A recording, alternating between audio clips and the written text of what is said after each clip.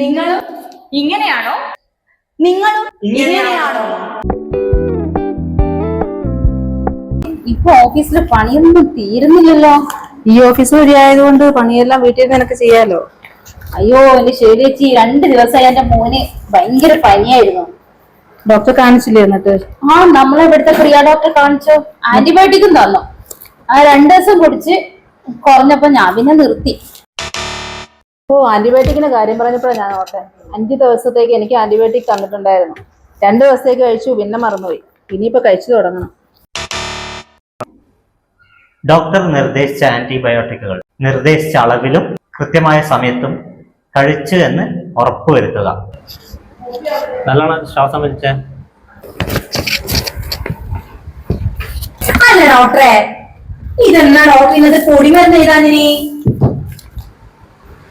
ഇതിപ്പൊന്നും ഞാൻ നോക്കി വിട്ട കുട്ടീന്റെ അല്ലേ? അതിന് ഡോക്ടർ പൊടിമരുന്ന് എഴുതിയിട്ടില്ല.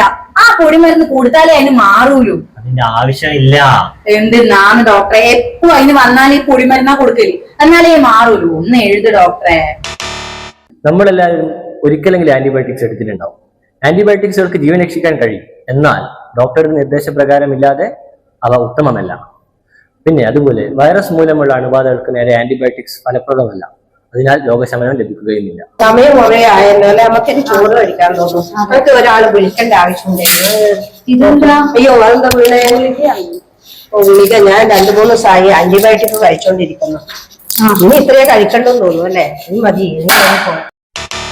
കാലാവധി കഴിഞ്ഞതോ ഉപയോഗശേഷം ബാക്കി വന്നതുമായ ആന്റിബയോട്ടിക്കുകൾ പരിസര പ്രദേശങ്ങളിലോ ജലാശയങ്ങളിലോ വലിച്ചെറിയാതിരിക്കുക.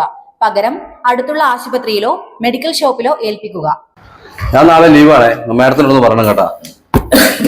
നിങ്ങൾക്കും ചുമയാ? ഞാൻ കഴിച്ചാൽ ബാക്കി ആന്റിബയോട്ടിക് ഉണ്ട്, നിങ്ങൾ കഴിച്ചോ. നിങ്ങളും ഇങ്ങനെയാണോ? ഡോക്ടർ നിങ്ങൾക്ക് നിർദ്ദേശിച്ചിട്ടുള്ള ആന്റിബയോട്ടിക്കുകൾ കുടുംബങ്ങൾക്കോ സുഹൃത്തുക്കൾക്കോ പങ്കുവയ്ക്കാനോ നിർദ്ദേശിക്കുവാനോ പാടുള്ളതല്ല. ആന്റിബയോട്ടിക്കുകൾക്ക് ബാക്ടീരിയകളെ നശിപ്പിക്കാൻ കഴിയാത്ത അവസ്ഥ, ഇതിനാണ് ആന്റിമൈക്രോബിയൽ റെസിസ്റ്റൻസ് അഥവാ ആന്റിബയോട്ടിക് റെസിസ്റ്റൻസ് എന്ന് പറയുന്നത്. ഇത് നമ്മുടെ ചികിത്സയെ എങ്ങനെയൊക്കെ ബാധിക്കുമെന്ന് നമുക്ക് നോക്കാം. നമുക്കറിയാം, ആന്റിബയോട്ടിക്കുകൾ പലപ്പോഴും നമ്മുടെ രക്ഷകരാണ്. ന്യൂമോണിയ, ക്ഷയരോഗം തുടങ്ങിയ ബാക്ടീരിയ കൊണ്ടുണ്ടാവുന്ന അണുബാധകളെ നമുക്ക് ചികിത്സിക്കാൻ സാധിക്കുന്നത് നമ്മുടെ കയ്യിൽ ആന്റിബയോട്ടിക്കുകൾ ഉള്ളത് കൊണ്ടാണ്. എന്നാൽ ഇവ തെറ്റായ രീതിയിൽ ഉപയോഗിക്കുമ്പോൾ അല്ലെങ്കിൽ അമിതമായി ഉപയോഗിക്കുമ്പോൾ എന്താ സംഭവിക്കുക?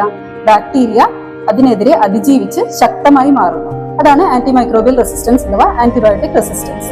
ആന്റിബയോട്ടിക് റെസിസ്റ്റൻസ് വരുമ്പോൾ ഈ ബാക്ടീരിയകളെ നിലവിലുള്ള ആന്റിബയോട്ടിക്കുകൾ കൊണ്ട് നമുക്ക് നശിപ്പിക്കാൻ സാധിക്കാതെ വരുന്നു. ഇത് കാരണം അണുബാധകൾ ചികിത്സിച്ച് ഭേദമാക്കാൻ ബുദ്ധിമുട്ടുള്ളതായി വരുന്നു. കൂടുതൽ സങ്കീർണതകളിലേക്ക് പോവുകയും ചെയ്യുന്നു.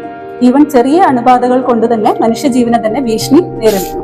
ഇതിനെതിരെ നമുക്ക് എന്ത് ചെയ്യാൻ പറ്റും? ഡോക്ടർ നിർദ്ദേശിച്ച പ്രകാരം മാത്രം ആന്റിബയോട്ടിക്കുകൾ കഴിക്കുക.